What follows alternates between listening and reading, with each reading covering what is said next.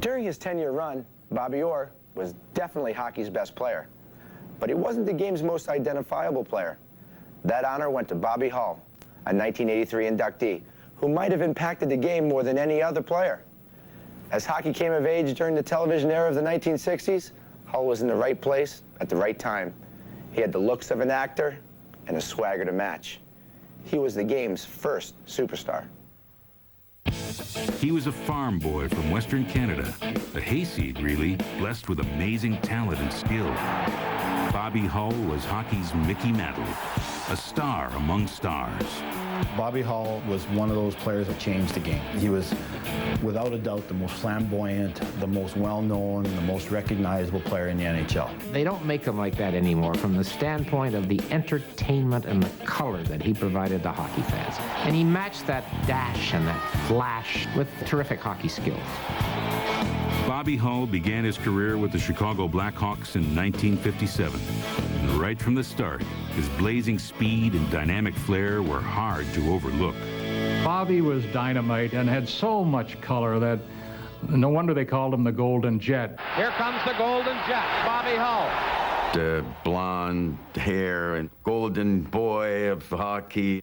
He was probably more exciting than any other player in the history of hockey, including everybody. Back to Bobby Hull.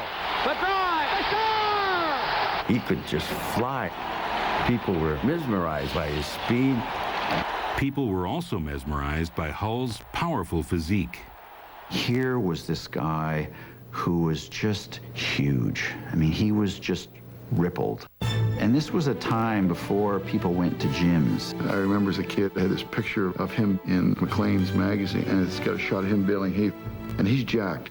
He looks like Arnold Schwarzenegger, right? And I'm kind of like, whoa, is that the National Hockey League? They're built like that. Hull's speed and strength translated into pure power. He didn't invent the slap shot, but he sure did perfect it. He also helped develop the curved hockey stick, which gave his shot more velocity and caused the puck to move erratically.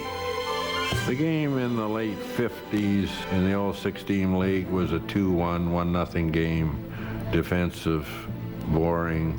Bobby, with his shot and that curve stick, was able to move scoring outside the blue line. Oh, it was a frightening thought to stand there and have him blast this thing. I mean, it was frightening. It wasn't fun. To a goalie, Bobby Hull was that mythical figure that could shoot a puck 1,000,000 miles an hour. It wasn't a literal number of 100 miles an hour. It was 1,000,000 miles an hour. We're playing in Chicago one day, and Walter Tkachuk lost the draw and went back to Bobby Hull, and he just cranked it, and it went right by my ear. And I think my eyes were like this big, because I never saw anything go that fast. And I went over to Walter, and before they dropped the puck again, I says, if you lose another face-off like that, I'm going to hit you over the head with my stick, because I don't want that guy shooting the puck. Unfortunately for his opponents, Hull liked to shoot the puck. He liked to shoot it often, and he liked to shoot it hard. He won scoring titles in 1960, 62, and 1966. That year, he also became the first player in the history of the game to score more than 50 goals in a season, a mark he reached 5 times in the NHL.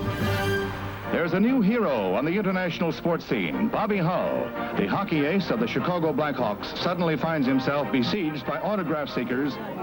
He was a star, the first of the superstars. He really had a lot to do with bringing the NHL uptown at the time. Bobby Hull was Hollywood. Fans used to come down before the game and lean over the glass, and the guys would sign. Most of them wouldn't, but Bobby Hull would stand there. His coach would get mad at him. Hey, you're supposed to be warming up, not stand there signing autographs. He was the most popular player of his time. He had a charisma that enabled the NHL to expand. I mean, it was Bobby Hull that inspired the NHL to go from 6 to 12 teams in 1967. Around the same time, recognizing Hull's charisma, CBS decided to televise NHL games on a national basis. The league was cashing in on Bobby Hull.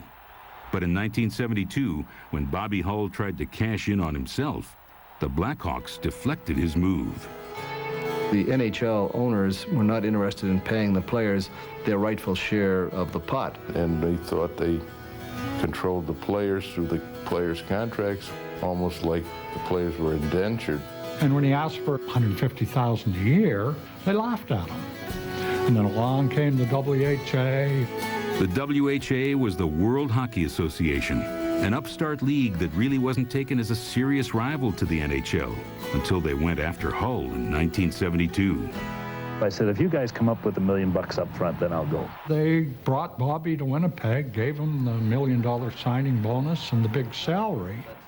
That gave the World Hockey Association a serious amount of credibility. I can only hope that with my signing here with Winnipeg that there will be a number of other individuals want to play in the WHA also. Once he yanked that contract with the Winnipeg Jets, and it sort of was, hey, this is okay. We're going to try it. Maybe we'll create more big league jobs for players. In its first season, a total of 68 NHL players jumped to the WHA, including other big-name stars like Gordie Howe and Derek Sanderson. Thanks to Hull, the players now had some contractual leverage. The NHL's monopoly was gone, and Hull's impact on the salary structure of hockey was stamped forever. What Bobby did is he just really opened up the bankrolls of the owners to all of the players in sports. Every time one of these guys signs another $9 million contract, he should bow down and say thank you very much to Bobby Hull. That profound effect he had in the game, changing the economic face of hockey. Bill Wirtz, the owner of the Blackhawks, had told Bobby's brother Dennis that your stinking brother cost the NHL $1 billion. And Bobby said, my accountant got out his calculator and added it up and said, no, it's more than that. Hull played in each of the WHA's 7 seasons and scored more than 400 goals.